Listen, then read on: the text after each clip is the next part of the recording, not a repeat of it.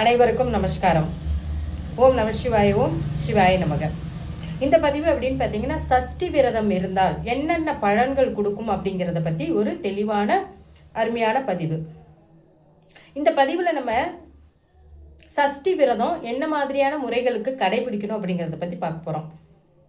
அதாவது பார்க்கும்பொழுது மாதம் தோறும் சஷ்டியில் வரக்கூடிய விரதம் இருக்கிறவங்க இருப்பாங்க. இருந்தாலும் இந்த ஐப்பசி மாதத்தில் வரக்கூடிய, அதாவது அமாவாசை, ஐப்பசி அமாவாசை பிறகு பிரதமையிலிருந்து ஆரம்பிக்கக்கூடிய 7 நாட்களுக்குரிய விரதம், பிரதமையில் ஆரம்பித்து சப்தமி அன்னைக்கு நிறைவு பெறும். அந்த 7 நாட்களுக்குரிய விரதம் அப்படின்னு பார்த்தீங்கன்னா சஷ்டி விரதம் அப்படிங்கிற ஒரு அமைப்பு. இந்த பிரதமைக்கு அப்புறம் ஆரம்பிக்கக்கூடிய விரதத்தில் என்னென்ன முறையான ஒரு வழிபாடுகள் எடுத்துக்கலாம் அப்படின்னு பார்த்தீங்கன்னா, நீங்கள் எந்தெந்த எதுக்காக முதல்ல விரதம் இருக்கலாம் அப்படிங்கிறத முதல்ல நினைக்கும் பொழுது, எல்லா விஷயத்துக்கும் முருகனை நோக்கி நீங்கள் என்ன பண்ணலாம், விரதம் இருக்கலாம். முருகப்பெருமானிடம் வேண்டிய வரம் கிடைக்கிறதுக்கு, எந்த விஷயத்துக்கு, ஒரு வீடு வாசல் வண்டி வாகனங்கள் அமையல எங்களுக்கு அப்படின்னு இருக்கிறவங்க கண்டிப்பான முறையில் சஷ்டி விரதம் இருக்கலாம். வீடு வாசல் அமையக்கூடிய யோகம் அப்படிங்கிறது உண்டு. சரிங்களா? அடுத்தது பார்த்தீங்கன்னா, திருமணத்திற்காக ரொம்ப நாள் பார்த்தீங்கன்னா திருமணம் லேட் ஆகிட்டே இருக்குது அப்படின்னு இருக்கிறவங்க சஷ்டி விரதம் இருக்கலாம். திருமண பாக்கியம் கண்டிப்பாக கிடைக்கும் அப்படிங்கிற மாதிரியான ஒரு அமைப்பு. அடுத்தது பார்க்கும்பொழுது குழந்தை பேரு, குழந்தைக்காக நாங்கள் கடந்த ரொம்ப நாளாக முயற்சி பண்ணிகிட்ருக்கோம், ரொம்ப வருடங்களாக காத்திருக்கோம் அப்படின்னு நினைக்கிறவங்க, உங்களுக்கு விரத முறைகளில் நீங்கள் கடைபிடிச்சு விரதம் இருக்கிறீங்க, முருகப்பெருமான வழிபாடு எடுக்கிறீங்க அப்படின்னா கண்டிப்பான முறையில் குழந்தை பாக்கியம் கிடைக்கும் அப்படிங்கிற ஒரு யோகமான ஒரு அமைப்பு.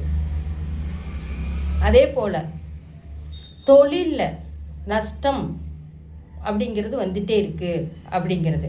அடுத்தது எதிரிகளுடைய தொல்லை தாங்க முடியல அப்படிங்கிறவங்களுக்கு, சூரனை எதிரியாக நினைத்து சம்ஹாரம் பண்ணக்கூடிய ஒரு அமைப்பு, சூர சம்ஹாரம் மூர்த்தின்னு சொல்லக்கூடிய முருகனை நீங்கள் வழிபாடு எடுத்துக்கிட்டீங்க அப்படின்னா உங்களுக்கு எதிரிகள் அழிவார்கள் அப்படிங்கிற மாதிரியான ஒரு விஷயம். தொழில் ரீதியாகவும் சரிதான், மற்ற எந்த வகையிலுமே எதிரிகள் இல்லாமல் அழிஞ்சு போகக்கூடிய ஒரு அமைப்பு அப்படின்னு பார்த்தீங்கன்னா இந்த சஷ்டி விரதம் கடைபிடிக்கிறதுல உங்களுக்கு கட்டாயமான முறையில் இருக்கும்.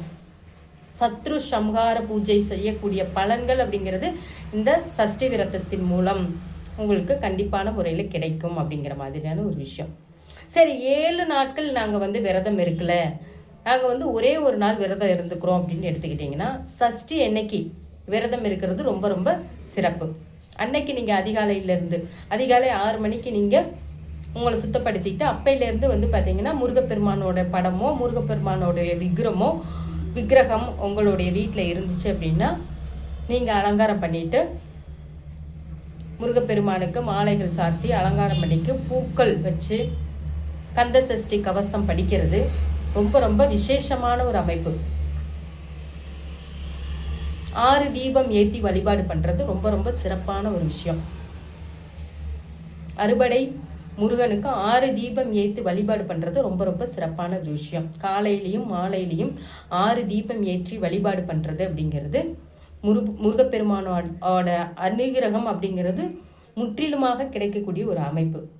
அன்னைக்கு பார்த்திங்கன்னா நீங்கள் என்ன பண்ணணும் அப்படின்னு கேட்டிங்கன்னா, ரொம்ப தூய்மையான முறையில் அமைதியான முறையில் நீங்கள் என்ன பண்ணணும், இருக்கணும். அன்னைக்கு கோபதாகங்கள் சண்டை சச்சரவுகள் போடக்கூடாது, ரொம்ப அமைதியான முறையில் விரதம் கடைபிடிக்க வேண்டும் அப்படிங்கிற ஒரு அமைப்பு தான்.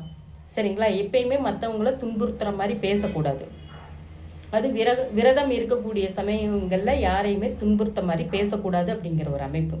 அன்னைக்கு உங்களால் என்ன முடியுமோ நீங்கள் மற்றவங்களுக்கு தானமாக கொடுக்கலாம், அன்னதானம் செய்யலாம், விளக்கு தானமாக கொடுக்கலாம், நெய் தானமாக கொடுக்கலாம், எண்ணெய் தானமாக கொடுக்கலாம், மஞ்சள் தானமாக கொடுக்கலாம், குங்குமம் தானமாக கொடுக்கலாம், மங்கள பொருட்கள் தானமாக கொடுக்கலாம். உங்களுக்கு எதெல்லாம் முடியுமோ அதை தானமாக கொடுக்கறது பன்மடங்கு பலனை பெருக்கி கொடுக்கும் அப்படிங்கிற ஒரு ஐதீகம். சரிங்களா? அதை நீங்கள் செஞ்சுக்கலாம். அன்னைக்கு சஷ்டி அன்னைக்கு பார்த்தீங்கன்னா விரதம் இருந்து சூரசம்ஹாரம் வரையில் பார்த்துட்டு கோவிலில் பக்கத்தில் முருகன் கோவில் இருக்குது, அன்னைக்கு நாங்கள் பார்க்குறோம் அப்படின்னு விருப்பப்படுறவங்க நீங்கள் போய் பார்த்துட்டு உங்களுடைய விரத முறைகளை முடிச்சுக்கலாம். இல்லை அப்படின்னு நினைக்கிறவங்க நீங்கள் தொலைக்காட்சியில் பார்க்கலாம். திருச்செந்தூர் முருகன் சூரசம்ஹாரம் அதெல்லாம் வந்து பார்க்கலாம். பார்த்துட்டு சூரசம்ஹாரம் முடித்ததுக்கப்புறம் குளிச்சுட்டு விரதத்தை நீங்கள் பிரசாதம் செஞ்சு விரதத்தை முடிச்சுக்கலாம்.